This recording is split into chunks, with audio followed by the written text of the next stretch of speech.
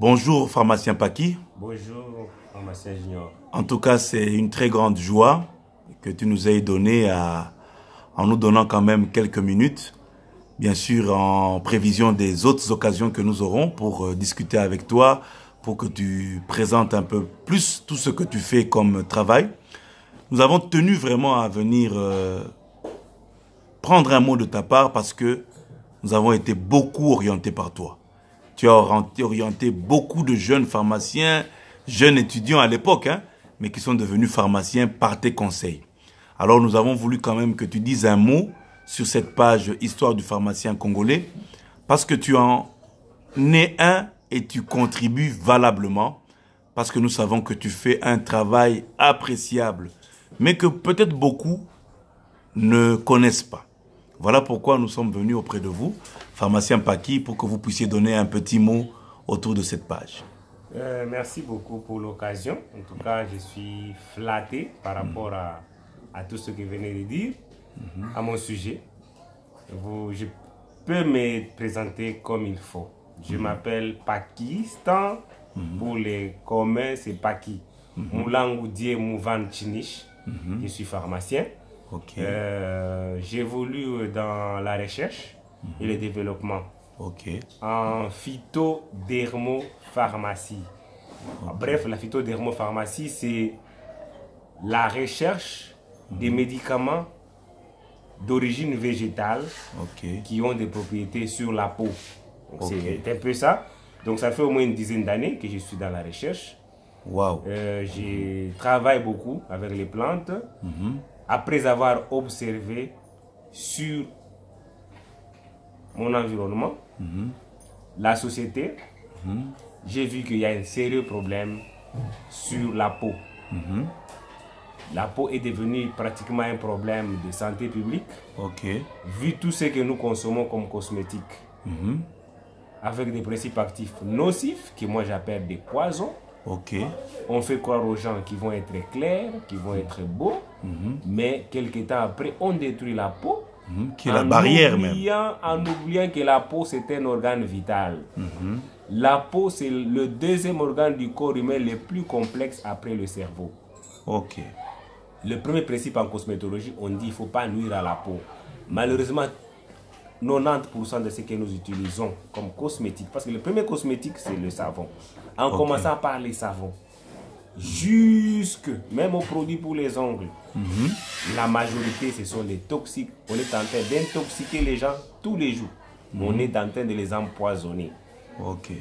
Et d'une part, c'est ça le problème. D'autre part, la dermatologie comme service de médecine interne est aussi dépourvue de l'arsenal médical comme il faut. Si vous regardez, si vous observez les gens qui étaient chez les dermatologues, toutes les fois, quelles sont les prescriptions qu'elles ont? C'est toujours les corticoïdes en grande quantité. Or, on connaît que la corticothérapie à durée prolongée a des effets néfastes, encore pire que même la maladie en question. Et pourtant, notre nature, notre sol congolais, notre faune a des plantes qui ont de très bonnes propriétés pour la peau. D'abord, pour prévenir, c'est-à-dire que pour entretenir la peau, c'est-à-dire que ces produits-là, ces plantes-là, permettent d'avoir des cosmétiques bio, des biocosmétiques au vrai terme du mot, pour entretenir la peau. Et aussi, quand la peau est abîmée, même dans le cas des conséquences des produits nocifs contenant l'hydroquinone, contenant les corticoïdes, contenant les mercures, les plantes de notre faune peuvent encore nous produire des médicaments, des phytomédicaments qui nous...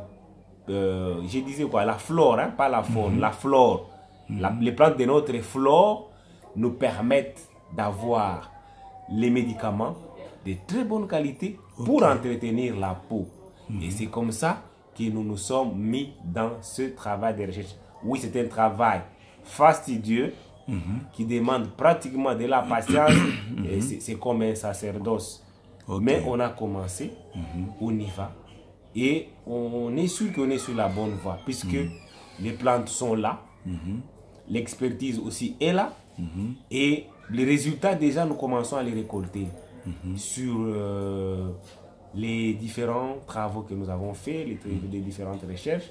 On a des bons résultats, on commence déjà à avoir des bons feedbacks de la part du consommateur. Et c'est ce qui nous encourage encore beaucoup plus. C'est-à-dire que nous avons pu, ou bien nous pouvons apporter à l'arsenal thérapeutique de la dermatologie des bons médicaments. Et on peut être bien indépendant des corticoïdes et des autres produits nocifs qu'on nous fait croire que sans ces produits-là, il n'y en a pas d'autres. Non. Voilà un peu. Et ça, c'est dans le domaine de la phytodermopharmacie. Mais je peux faire un recul par rapport à déjà à l'initiation à la recherche que j'ai eu avec le feu professeur Moulumba, qui était mon maître, Moulumba Bipi Nestor, dans son laboratoire, pour ne pas citer les autres, ses autres élèves, entre autres le professeur Kimbeni, les chefs de travaux et Sambou. On travaillait déjà, il y avait 5 axes de recherche. Il y avait le diabète, le cancer, le sida, la malaria et l'hypertension. Donc, je n'ai pas laissé toutes ces recherches-là. Nous sommes en train, ou je suis en train de les combiner. C'est-à-dire que pour le moment, ce qui est encore beaucoup plus, ce qui est déjà beaucoup plus connu, ce sont les produits sur la cosmétique, sur la dermatologie. Mais les recherches, nous peaufinons encore nos recherches sur les piliers, les 5 axes là, parce que jusqu'aujourd'hui, même au niveau mondial, ce sont les 5 axes des recherches qui continuent encore de donner du fil à retordre aux chercheurs. Donc nous sommes aussi dans ça et que les chemins continuent dans ce que nous sommes en train de faire. On est convaincu que la passion que tu as, ton travail donne déjà des résultats, parce que moi-même j'en suis convaincu. Et voilà pourquoi j'ai tenu vraiment mordicus, comme on le dirait dans une certaine langue, à faire quand même une première interview avec toi sur cette page Histoire du pharmacien congolais. Tu en es un, et l'histoire du pharmacien ne peut pas être racontée sans que tu parles aussi de ton histoire. Merci beaucoup, pharmacien Paki. Nous pensons avoir une prochaine occasion dès que tu seras disponible pour nous l'accorder. En tout cas, je suis disposé. Merci beaucoup, surtout d'avoir pensé à moi. On a beaucoup de choses à raconter, surtout à la génération montante là. Parce qu'on doit faire voir aux pharmaciens qui il est dans la société. Le pharmacien ne doit pas être incomplexé. Le pharmacien, c'est une plaque tournante. J'ai toujours dit qu'un pharmacien a dans sa main gauche la médecine, dans sa main droite la chimie.